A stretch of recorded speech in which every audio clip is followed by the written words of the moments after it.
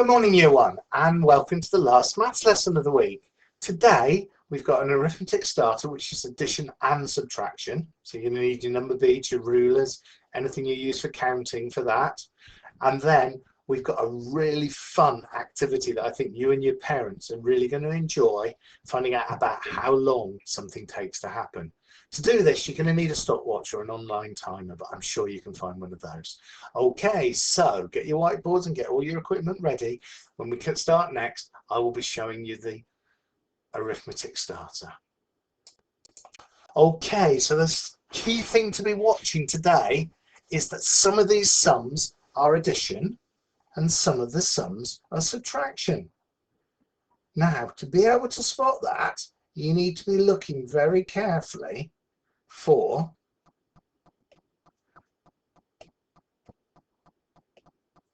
these and these. So, first one is subtraction, so that's take away. The second one is addition, so that's adding.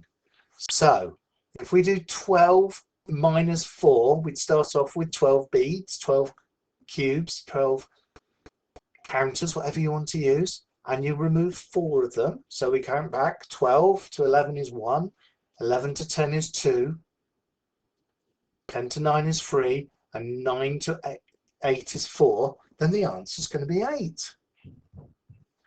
Your next one is 12 plus 4, so that means 4 more. So again, if you were to count out 12 cubes or use tens and one bars to make 12, or put 12 on your counters, you then have to count up 4. So it's going to be 12, and jump from 12 to 13 is 1, 13 to 14 is 2, 14 to 15 is 3, and 15 to 16 is 4. So the answer is 16.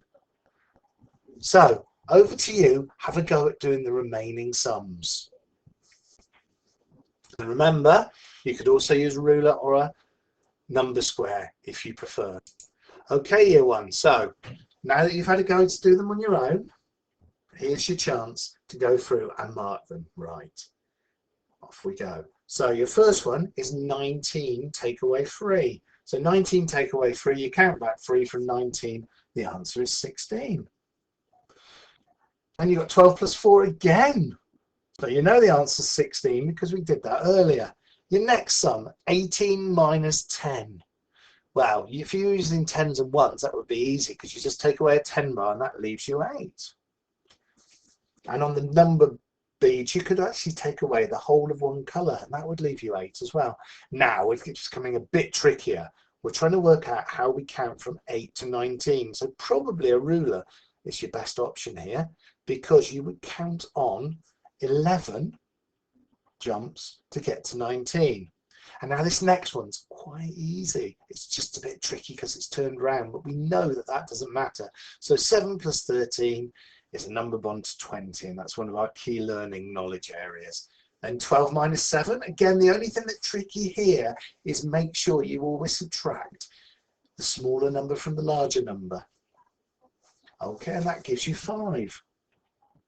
Your next answer, 15 take away something equals 10. So if you were to count out 15 beads and then count back to 10, you'd have 5. If you were to use your ruler or number square to do the same, there'd be 5 jumps, which would take you back to 10. And then we can use that knowledge to know that, using the commutative law, that 15 take away 10 equals 5. Then 10 minus something equals 0.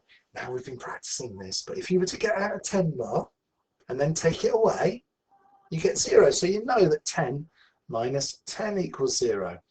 And then this time, quite easy, count out 10 on your number beads, that would be the whole of one colour, and then count back until you reach 5, which is 5. And the last couple, 18 take away something equals 6. So if you count back 12 times, you reach 6, and then 18 take away something equals 17. We've only actually got to make one jump here, so although it's a bigger number, the answer, it's actually easier because the gap's smaller. And then your last ones, something take away 10 equals 15. Well, probably the commutative law is your best bet here, because you could say 10 plus 15 equals 25 and then rearrange it, and you know that 25 minus 10 equals 15, and then we can use that because it's the same numbers, the 15 and the 10, so it's still got to be 25. Brilliant. Well, how did you do with that? Okay, now we're on to the main part of the lesson, and my daughter Lily is going to help us with that in a moment. But what I'm going to do is I'm going to explain what we're going to do. Now, the first thing we're going to do is get an idea of how long a minute is. So in a moment, I'm going to run the online timer for a minute to let you see how long that is. But once you know that, we are going to be looking at a number of different tasks, and you're going to guess how long it takes you to do it. And then you're going to use some kind of online timer to do the exercise. My daughter's done some star jumps to show you just what we're talking about. Okay, so first things first, I'm going to pull up the online timer and you're going to see just how long a minute is. So we're interested in seeing how long this takes to get to here. Now, you don't need to worry about these weird numbers flashing up here, or even this number here, because that's tenths of a second, hundredths of a second, and thousandths of a second. And that's really year 6 work. But this is what's key. I don't know if you know how many seconds there are in a minute. See if you can find out when it reaches 1 minute what the last number was before it, and then just add 1.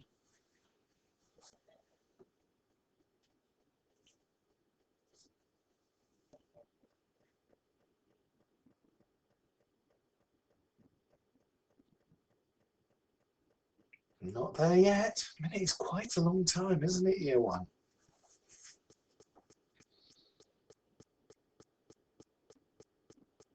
Okay, get ready. Watch these numbers because it's soon going to change to a minute. And there it is. So the last number was 59. So 59 plus 1. So if you can tell your grown-up what that is. That's right, year 1. There are 60 seconds in a minute. Now, a lot of these estimates you're going to do are in a minute. So I'm going to pause the video now, and then when you're ready, you can see my daughter having a go at estimating. Lily's now going to do 10 star jumps. How long do you think it's going to take you, Lily? 30 seconds. Right, go for it.